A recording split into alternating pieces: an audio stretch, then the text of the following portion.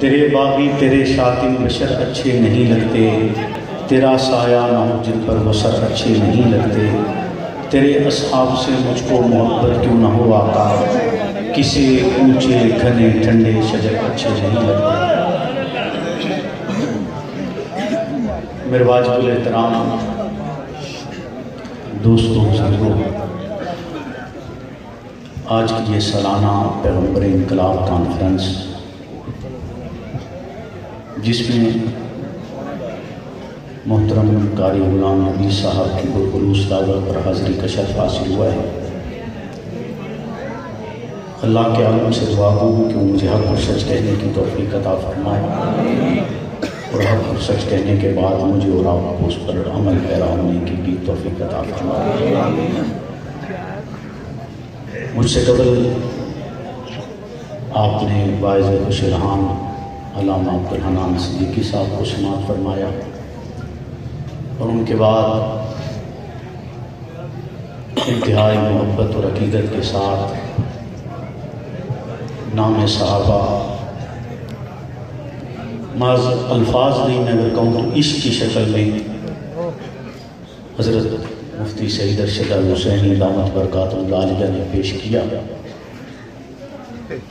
خالق علم جزل سے دعا ہے کہ وہ اس آواز کو اسی طرح تابندہ اور زندہ رکھے۔ ہمارا مفتی صاحب سے تعلق نظریاتی بنیادوں پر ہے، اور انشاءاللہ اسی بنیاد پر قائم رہے گا۔ جو لوگ اس خیال میں ہیں کہ شاید اب یہ آوازیں دبائی جائیں گی، تو اس خالق پر بھروسہ کر کے کہتا ہوں کہ شاید اب وقت گزر چکا ہے۔ صدا ہمارے حصے میں یہ نہیں آئے گا، صدا ہمارے حصے میں یہ نہیں آئے گا، یہ نہیں آئے گا۔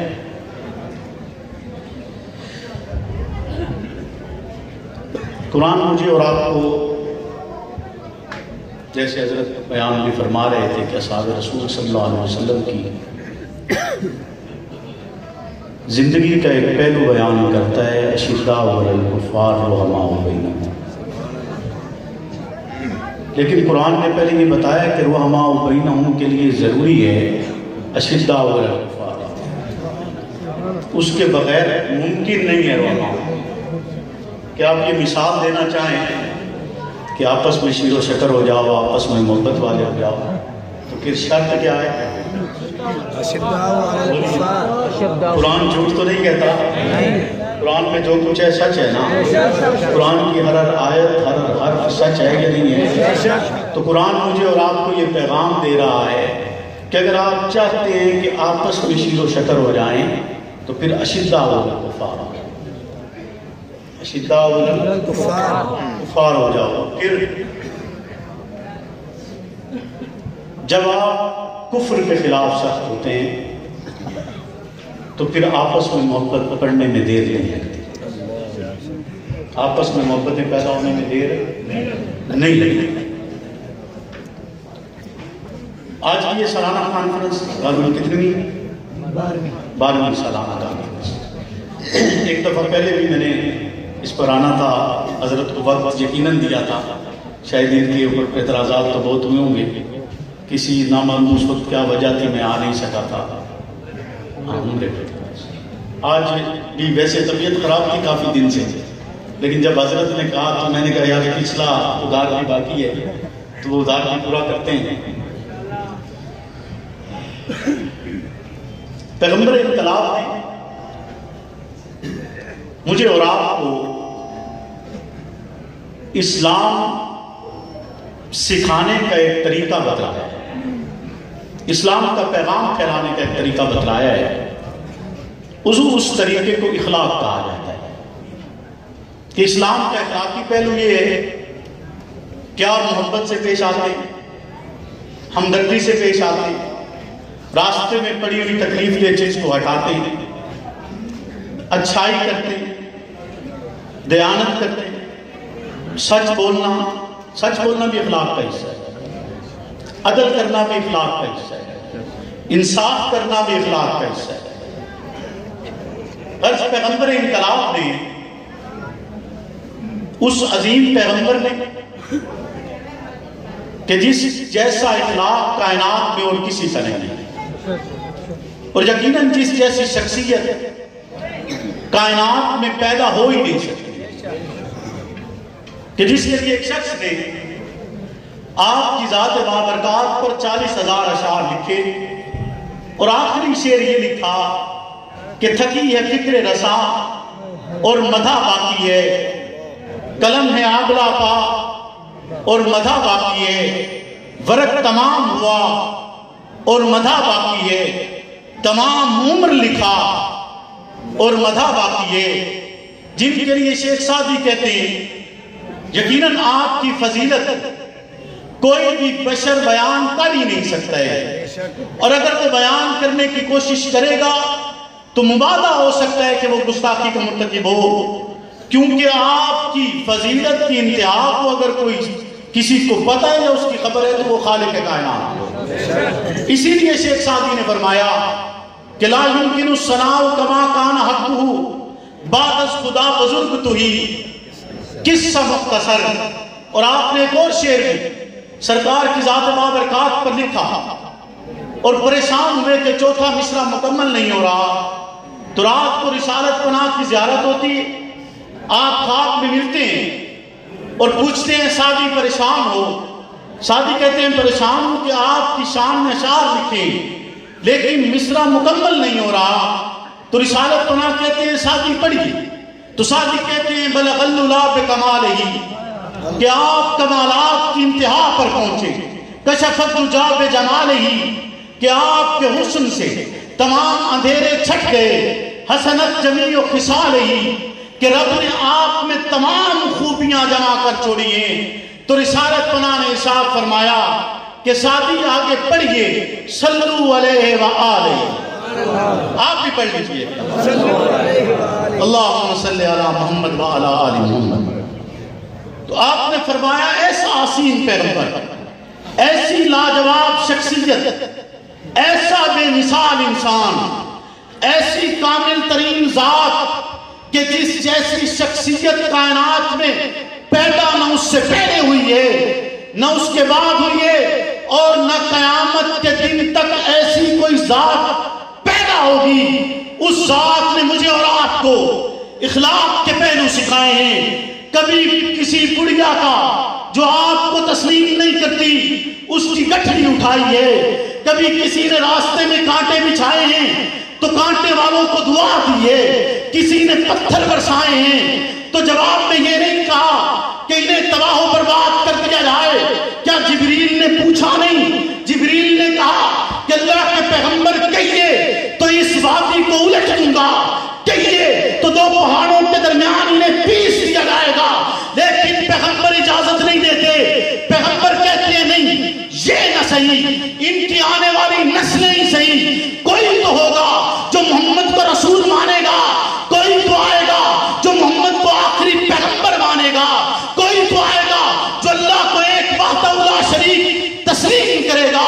لہذا انہیں کچھ نہیں کہنے، آپ انہیں بھی دعا دیتے ہیں جنہوں نے آپ کا جسم اثر لہو سے رنگین کیا ہے، لیکن دوسرے حالات کی طرف اگر آپ چلیے تو پھر حالات میں یہ بھی نظر آتا ہے کہ اگر اصحاب رسول کے ساتھ زیادتی ہوتی ہے، جب آپ میں رسالت پناہ ویسی زیادتی کرتے ہیں، اگر ان کا مصلح کیا جاتا ہے، رسالت حکم کرتی ہے گردن اڑائی جائے گی، رسالت حکم کرتی ہے کہ ان کے سر کو تن سے جدا کرنے کے بعد ان کی آنکھیں نکالی جائیں گی، ان کے کان کاٹے جائیں گے، ان کے ناک کاٹے جائیں گے، ان کے ہونٹ ختم کیے جائیں گے، ان کا چہرہ مسح کیا جائے گا، کہ یعنی جو رویہ اصحاب رسول کے ساتھ اختیار کیا گیا، رسالت کا اخلاق یہ کہتے کہ اب ویسا رویہ تم بھی اختیار کرو۔ نعرہ تکبیر، شان صحابہ، عظمت صحابہ۔ تو رسالت نے یہ پیغام دیا ہے اور ان افراد نے دیے جن کے لیے رب کہتے اشداء علی الکفار۔ کیا انہوں نے نہیں کہا کہ حضرت عمر نے نہیں کہا تھا کہ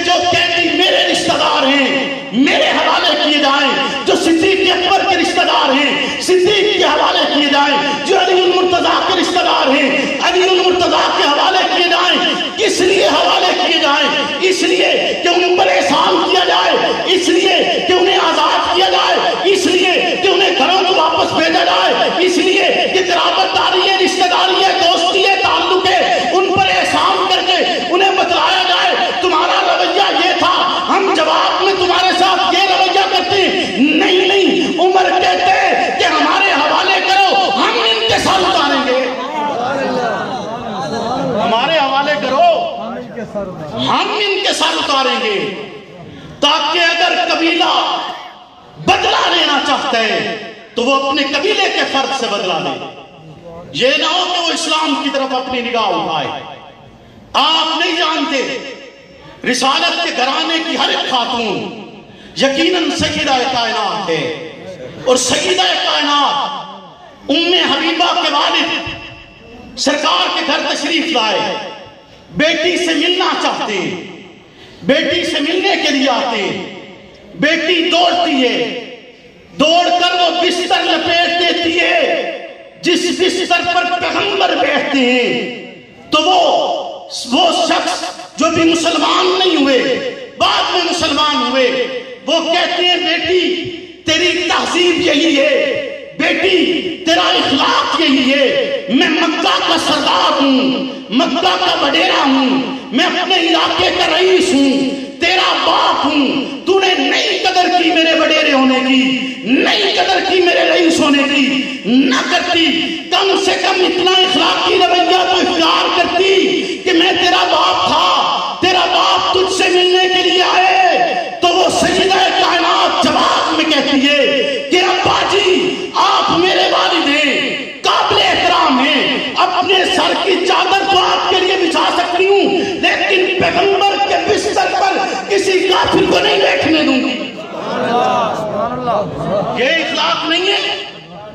بولیے نا. اسلام مجھے اور آپ کو کیا سکھا رہا ہے کہ اگر کوئی مجھے اور آپ کو اخلاق کا درس دیتا ہے، محبت کا درس دیتا ہے، تو بتلائیے سیدہ کائنات نے بستر کیوں لپیٹا؟ والد تھے یا نہیں تھے؟ والد تھے نا. پھر بھی کیا کہا؟ حالانکہ جسم سے نجس نہیں تھے، اعتقاداً ہی نجس تھے نا. اس وقت ابھی ایمان نہیں نہ لائے تو اعتقاداً نجس تھے، جسم کو نجس نہیں تھا. پھر بھی کہا کہ نہیں، جس کا اعتقاد بھی بہتر نہیں ہے اسے بھی پیغمبر کے در پر نہیں آنے دیں گے. بولیے نا. ایسے ہی دشمنی نہیں ہے اصحاب رسول سے. اصحاب رسول سے دشمنی ایسے ہی نہیں ہے. ایسے ہی نہیں راتوں کو اٹھ کر ان کی وفات پہ حلوے تقسیم ہوتے ہیں. بولو نا. ایسے ہی نہیں راتوں کو اٹھ کے حلوے تقسیم کیے جاتے. یاد رکھو، یاد رکھو، جو بھی طبقہ یا جو بھی فرد اپنے بزرگوں کی وفات کے دن جشن مناتا ہے وہ ان سے محبت نہیں کرتا. وہ ان سے محبت ہے، وہ ان سے محبت ہے نہیں کرتا. جو جشن مناتے ہیں وہ محبت ہے، محبت نہیں کرتے.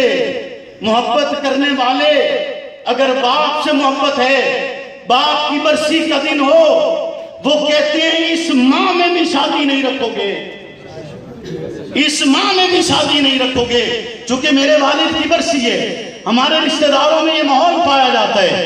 اور دوسری طرف اگر وہ دشمنی کرنے پر آتا ہے تو ایک مرلہ زمین بھی اگر بڑے بھائی نے نہیں دی یا چھوٹا بھائی کھا گئے تو اولاد کو وصیت کی جاتی ہے کہ میرے بچوں تم نے اپنے بھائی کے، میرے اپنے چچا کے جنازے پر نہیں جانا کہ اس نے ایک مرلہ زمین نہیں دی. تو ایک مرلہ زمین کے لیے، ایک ٹکڑے کے لیے اپنے باپ سے پیدا ہوئے اپنے ماں جائے کے جنازے میں نہیں جاتے، بولنا بند کرتے، تعلق بند کرتے.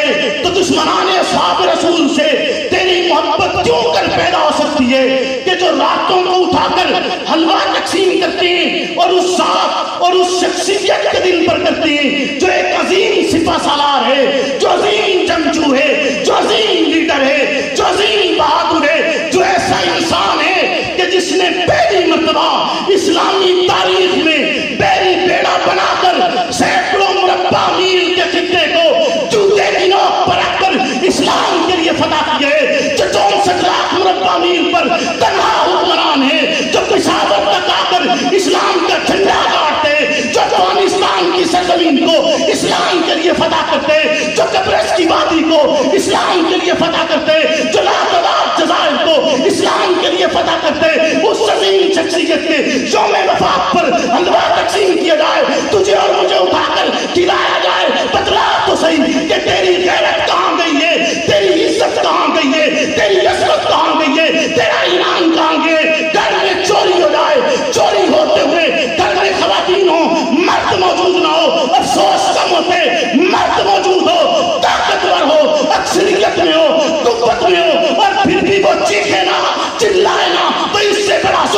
कोई।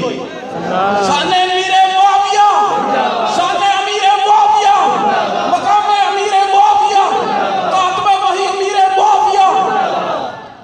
वो मुआविया इब्न अबी सुफियान कि जिनके लिए रिसालत पनाह कहते हैं कि अल्लाह इसको हादी बना दे, जिनको रिसालत पनाह हिदायत का सितारा कहते हैं, जो रब का उतरता हुआ कुरान लिखता है, जो पैगंबर का फरमान सुने तो जूता नहीं पहनता, बोलिए ना, जो पैगंबर का फरमान सुने तो जूता नहीं पहनता, उसके दिन पर खुशी मनाई जाए और मैं और आप क्या कहें? हलवा खाएं?